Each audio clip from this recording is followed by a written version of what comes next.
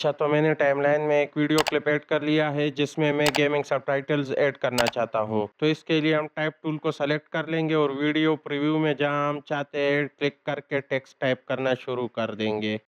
Text को style करने से पहले बी श्योर के सिलेक्शन टूल को सेलेक्ट कर ले, अदरवाइज अगला स्टेप आपके लिए शायद काम ना करे। अब हम प्रॉपर्टीज टैब में आएंगे, इसको डबल क्लिक कर लेंगे। सबसे पहले फॉन्ट चेंज कर लेते हैं to something a little nicer.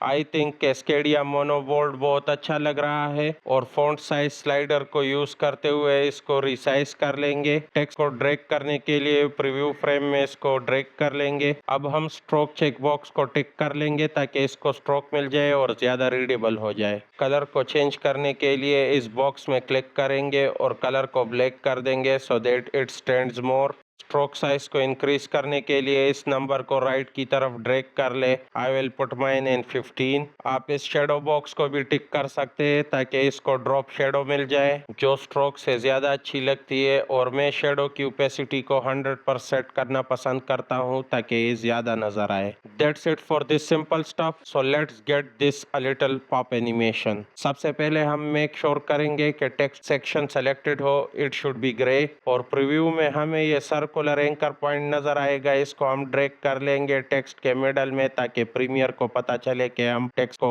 Centre से पॉप इन करना चाहते हैं। अब इफेक्ट कंट्रोल्स में अपने प्लेहेड को उस जगह पर पोजीशन कर ले जहां पर आप एनिमेशन को स्टार्ट करना चाहते हैं। मैं बिल्कुल शुरू में रखना चाहूंगा। अब टेक्स्ट सेक्शन में स्केल की प्रॉपर्टीज को ढूंढ ले और उसको 0 पर सेट कर ले। यहाँ पर दूसरे सेक्शंस में भी स्केल है, तो आप मेक श्योर करें कि आप टेक्स्ट की स्केल को सेट कर रहे हैं। अब स्केल के साथ वाले स्टॉपवॉच को क्लिक कर ले ताकि स्टार्टिंग की फ्रेम बन जाए। अब प्लेहेड को 5 से 10 फ्रेम्स आगे बढ़ा दे depending on the frame rate of your footage. मैं 60 FPS फ्रेम रेट की फुटेज यूज कर रहा हूँ, तो मैं 10 फ्रेम्स आगे बढ़ा दूंगा कीबोर्ड पर एरो की को यूज करते हुए। अब स्केल की वैल्यू को 125 पर चेंज कर दे जो ऑटोमेटिकली दूसरा की फ्रेम बना देगा। अब प्लेहेड को 3 से 5 फ्रेम आगे बढ़ा दे और स्केल को 100 पर सेट कर ले ताकि तीसरा की फ्रेम बन जाए। जब मैं इसको प्ले करता हूं तो मुझे एक नाइस पॉप इफेक्ट देखने को मिलेगा। जल्दी से एडिशनल सबटाइटल्स बनाने के लिए कीबोर्ड पर ऑल्ट को होल्ड कर ले और इसको ड्रैग कर ले राइट की तरफ ताकि ये डुप्लीकेट हो जाए। आप कॉपी को एडिट कर सकते हैं by having second unique subtitle, और पहली वाली एनिमेशन भी इसके अंदर ऐड हो जाएगी। ऑल राइट, अब आगे बढ़ते हैं। अब बात करते हैं ऑब्जेक्ट को ट्रैक करने की टेक्स्ट के साथ। मसलन इस टेक्स्ट को इस डाइस के ऊपर रखना। सबसे पहले प्लेहेड को उस जगह पर पोजीशन कर लेंगे जहां हम ऑब्जेक्ट को ट्रैक करना चाहते हैं टेक्स्ट के साथ। अब टेक्स्ट को ऑब्जेक्ट के ऊपर प्लेस कर लेंगे। अब इफेक्ट कंट्रोल्स में टेक्स्ट के अंदर पोजीशन की सेटिंग्स ढूंढ लेंगे।